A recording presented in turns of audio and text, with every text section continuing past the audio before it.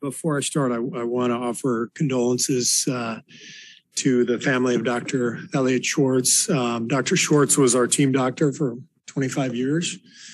Passed away this morning. We're going to honor him with a moment of silence tonight. And just a beloved figure around the Warriors for many, many years. And want to offer our condolences to, especially to his wife, Patty, and his son, Nathan, and just say how sorry we were to hear the news. So with that, I will open it up. Kerr. Can we check on Andre's knee, the right knee soreness? It's been a string of games now. Is it just maintenance for his knee or any concerns? Yeah, well, he had some swelling and you know, when you get older and, you know, things take a little bit longer to heal. In my case, years and years.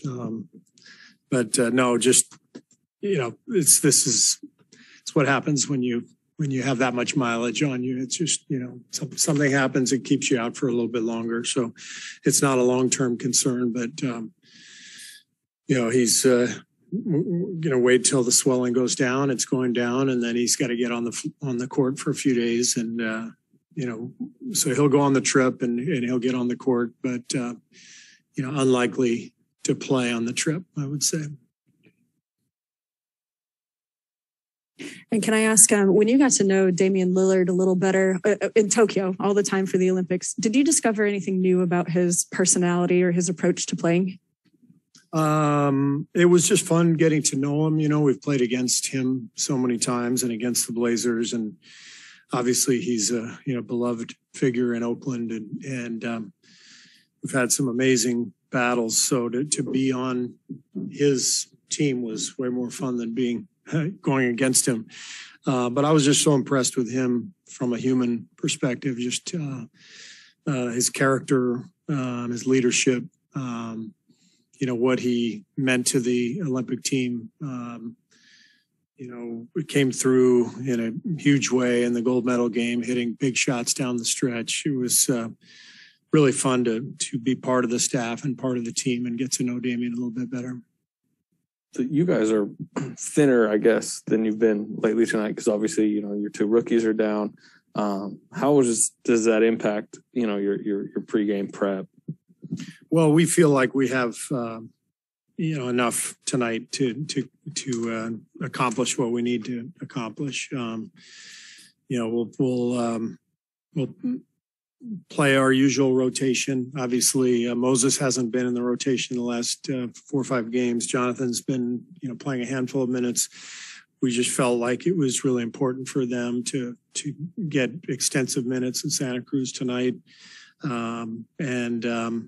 Chris Chiozza will be active, so he'll see some time, which is much deserved, you know, the way he's played. So we've got a very deep team, and this is one of the benefits. We can take advantage of that depth on a night like tonight. Any sense on how long Damian's absence might be? Not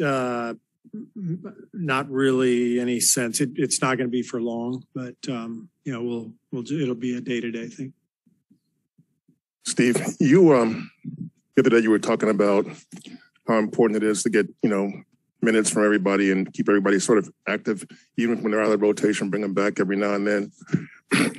Is this the hardest you've had to juggle that situation with this team, this roster? It's been hard in the past too. You know, my first year we had David Lee coming off the bench and Mo Spates and Sean Livingston, LB. We had a really deep team, and you know, I was trying to juggle minutes, and it wasn't always easy. And same way this year, you got a lot of guys who deserve to play, and on any given night, there's going to be a couple guys who get left out of the rotation. So it's a big part of coaching is just to, you know, keep guys, you know, on board and making sure they're okay, and talking them through the times when they're out of the loop, and making sure they're staying engaged because their time is going to come again.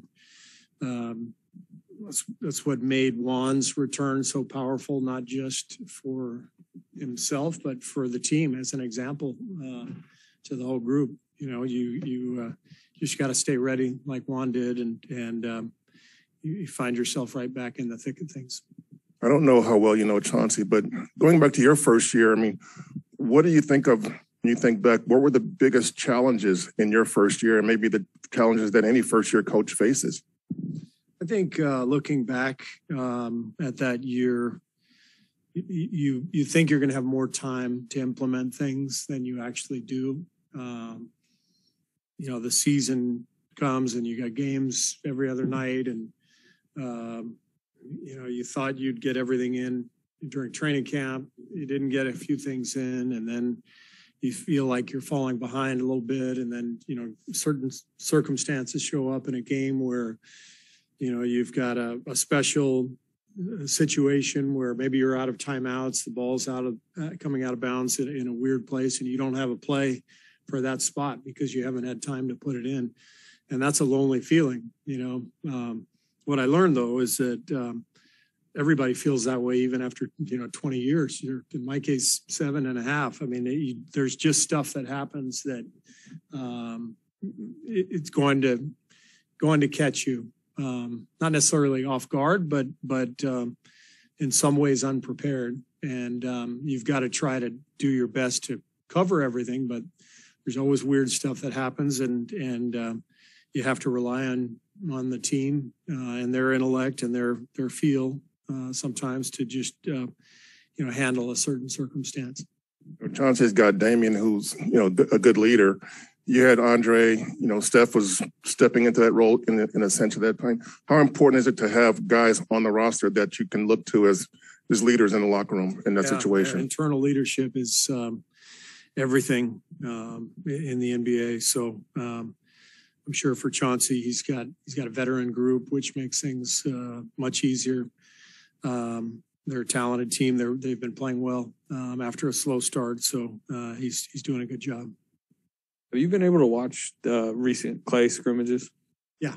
What you have any takeaways? He looks great. You know, I've watched the last two. The first two, I think I was on the road.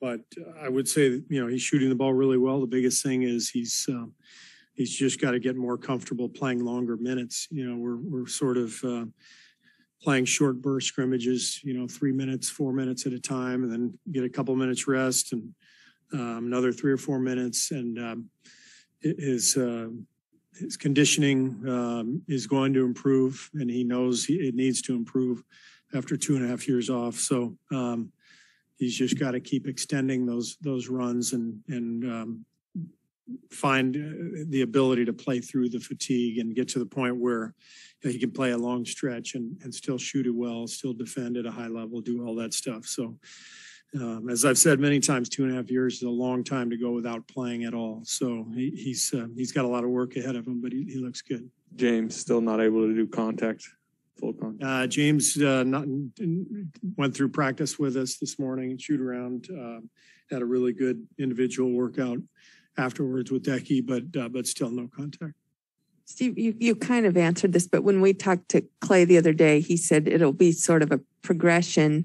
Hopefully each week, maybe next week he's playing 6-7 minute bursts. Maybe that's a little bit beyond what he's ready for. I don't know. But is that sort of planned out, or does it get decided each day how he's recovered from the previous day? Yeah, it's all mapped out. The training staff puts that plan together. They are monitoring Clay every step of the way with the heart monitor that he wears while he's playing. We've got our analytics guy on the sidelines looking at, you know, the load that Clay is reaching each day, and so it's very scientific, and they've got the plan mapped out. His mindset, he seems like he is a realist about this. He said, okay, I'm not necessarily going to step on the court and be the guy I was right away, but I absolutely expect to have a 37-point quarter again and make 14, whatever many threes in a game. Eventually, 14, right? Yeah, eventually. Yeah, I mean, that's the confidence that it took to become one of the best players in the league. So he's not about to let that slip away. And I think that his confidence in himself is a big part of his comeback. And he's going to need that because it'll be choppy at times. It's not going to come back all in one fell swoop. He's going to have to go through some bumps and bruises and get to where he wants to go. But his confidence will help him get there. Safe to assume that neither Clay nor James will be joining you on the road trip? I don't think either one will be going. Fairly certain of that, but I don't have confirmation yet. All right. Thanks.